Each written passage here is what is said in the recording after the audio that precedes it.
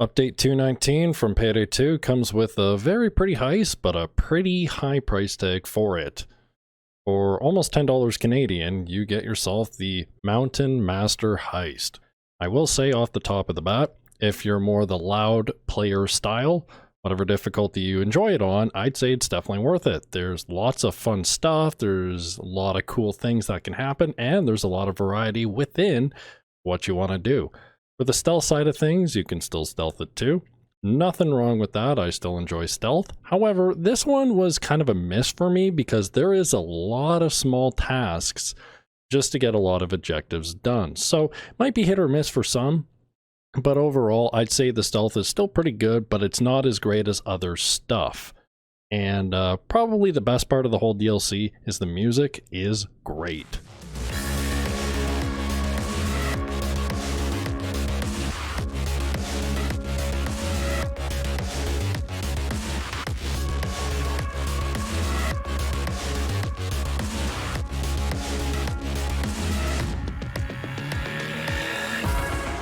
Other than that, I would still say Overkill still needs to iron out some bugs because the heist, well, the game's still probably in beta. I don't know, they keep updating it.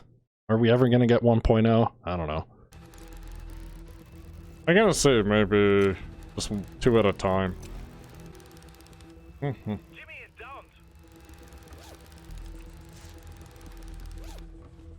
Oh, what you doing, Overkill streamer? What you doing, Overkill? I'm not DSOD. Well, this game literally makes you fucking die. I'll do DSOD when it's loud. Wow. The other portion's called stealth. Not doing DSOD like you used to back in the day. Wah, wah. Okay, which one survived? You safe? Yeah, I'm gonna try it. Yeah, if you die, FFC up. Hey, yep, gonna have to. Cool.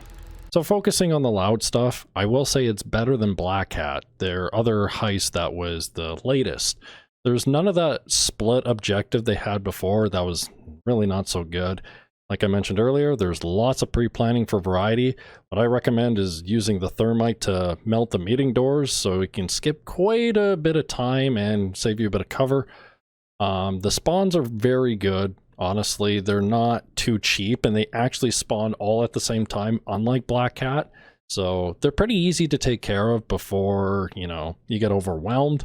Just try not to get them too scattered too far because if they're not easy to kill, well, they'll spread out and obviously you might get overwhelmed. So again, take them before they take care of you. Another cool thing about this heist is there's a new boss. Similar to Souza in Scarface, you actually get to fight what is pretty much a tank. He's got some fancy armor, and you got to play smart with a bit of spacing. Make sure you don't get too aggressive on him. He's not an easy pushover because he has a flamethrower. So be advised and play a little bit smart. If you need to make some space, make sure you aim the head if you don't have body expertise, or if you're using crits within your build so you can do all that damage. Or what I did was just simply use Zerk, lower your HP for that damage, and just simply take him down. It wasn't that difficult, but just make sure you play your corners right, and should be a breeze. Otherwise, the last little bit, taking care of the loot, it's pretty easy, not very complex. You can just throw it in the helipad after you defend the area, and there's another spot in the kitchen, and that's pretty much it. Onto the stealth part. Again, as I mentioned earlier, it can get annoying. There is so many small things you need to take care of and lots of guards and triads, ones without pagers, that go back and forth in their spots. The first little bit has 3 panels that you need to take care of, and they need to be done in order, unlike, say, First World Bank or the Diamond. The upper level has lots of guards, so make sure you work slow and smart and keep an eye on what's going on because they can easily catch you off guard. So if you pick off certain guards and pick off certain triads, you can make some parts of the heist a little bit easier, but there's a lot of tight corners. It's not as cheap as, say, Yacht Heist, but you definitely have to make some slow movements and not get too carried away. Another thing I didn't get footage for is do not toss bodies over the ledge. This isn't like Diamond Heist. They will alert and cause the heist to go loud. So Try not to get too carried away with the stealth. I will say they tried to make it more challenging. I wouldn't say difficult or cheap, but making sure that you play it slow and place, you know, any civs or body bags, that kind of things, in the respective spots. And yeah, another thing too that more bugs and issues they gotta worry. What is this? What? Most important guy. Goes. Fucking trip mine, please work. God damn it! Ah! The one thing I did notice is that the guards have open shirts and the triads, the ones without pagers, have their shirts closed. So I don't know if there's like a better way to determine this. However, hopefully that should help figure out stuff, just in case you want to save a pager or two. Otherwise, there's a lot of small task objectives that can get annoying.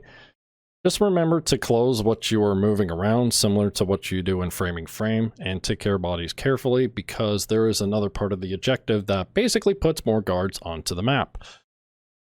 One last thing to note is the stealth allowed. It is very buggy, so don't expect objectives to work flawlessly. I mean, if you fail something in stealth, you're going to reset anyways. I mean, I do the same. Because after I got all the loot, got an escape, and it went loud, it just did not work. So keep that in mind, and yeah. So like I said, overall, I say it's probably worth it if you want to go for the achievements or do some more loud, fun stuff within the game. It is definitely very pretty. I'd say the heist is pretty well optimized as well, so that's another bonus, and yeah. So cutting it short and sweet, I'll probably make another build video or just run my usual no down video with a couple of pubs upcoming, and yeah, we'll go from there. So anyways, thanks for watching, and I'll see you next time.